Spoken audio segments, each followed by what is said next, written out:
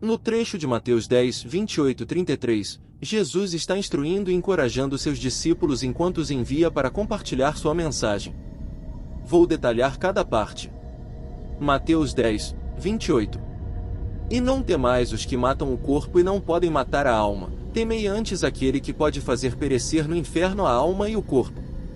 Neste verso, Jesus está encorajando seus discípulos a não temerem aqueles que têm poder apenas sobre o corpo físico, mas sim temerem a Deus, que tem autoridade sobre a alma e pode decidir o destino eterno no inferno.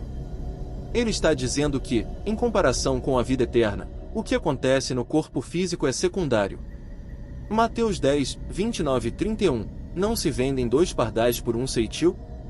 E nenhum deles cairá em terra sem a vontade de vosso Pai. E até mesmo os cabelos da vossa cabeça estão todos contados. Não temais, pois bem mais valeis vós do que muitos pardais. Aqui, Jesus usa a analogia dos pardais para destacar o cuidado providencial de Deus sobre suas criaturas. Ele ressalta que Deus está ciente de todas as coisas, até mesmo dos mínimos detalhes, como o número de fios de cabelo em nossas cabeças. Isso demonstra o quanto somos valiosos para Ele e enfatiza a ideia de que, se Ele cuida até mesmo dos pardais, com muito mais razão cuidará de nós, seus filhos. Mateus 10, 32-33. Portanto, todo aquele que me confessar diante dos homens, também eu o confessarei diante de meu Pai, que está nos céus. Mas aquele que me negar diante dos homens, também eu o negarei diante de meu Pai, que está nos céus. Aqui, Jesus está incentivando seus seguidores a serem corajosos e a testemunharem sobre ele sem medo diante dos outros. Ele destaca a importância de assumir uma posição pública sobre sua mensagem. Se alguém o reconhecer diante dos homens, ele também o reconhecerá diante de Deus. Porém, se alguém o negar publicamente, ele fará o mesmo diante de Deus.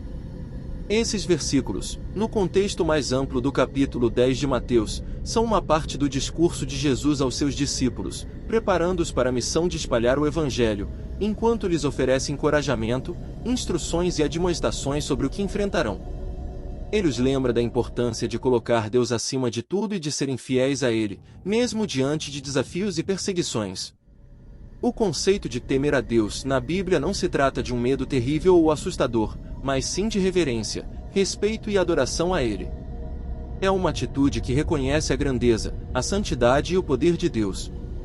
Ao longo das Escrituras, o temor do Senhor é frequentemente associado à sabedoria e à obediência. Significa estar consciente da presença de Deus em nossas vidas e viver de acordo com seus princípios, buscando honrá-lo em tudo o que fazemos.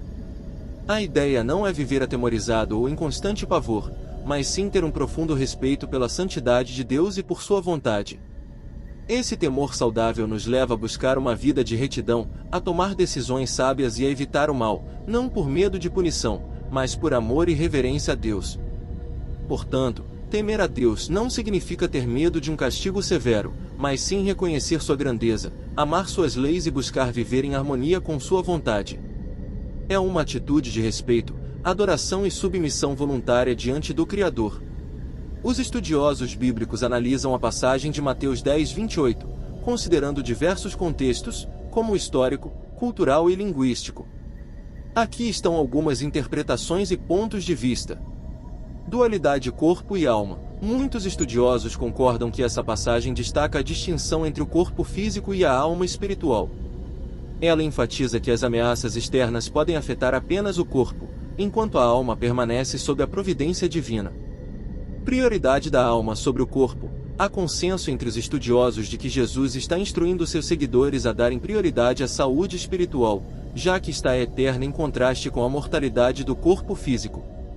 Coragem e confiança na fé. Muitos estudiosos interpretam essa passagem como um encorajamento aos discípulos para que enfrentem perseguições e desafios com coragem, mantendo a fé, mesmo diante de ameaças à vida física. Confiança na soberania de Deus. A interpretação também enfatiza a confiança na soberania de Deus sobre a vida e a morte. Isso sugere que a salvação eterna está nas mãos de Deus e não pode ser afetada por ações humanas. Além disso, alguns estudiosos também destacam a ideia de que o inferno mencionado por Jesus pode se referir à punição eterna, enfatizando a importância de temer a Deus e viver de acordo com seus ensinamentos para evitar tal destino. Essas interpretações variam entre os estudiosos e diferentes correntes teológicas, mas em geral, concordam sobre a ênfase de Jesus na prioridade da alma sobre o corpo, na coragem diante das adversidades e na confiança na soberania divina sobre a vida e a morte.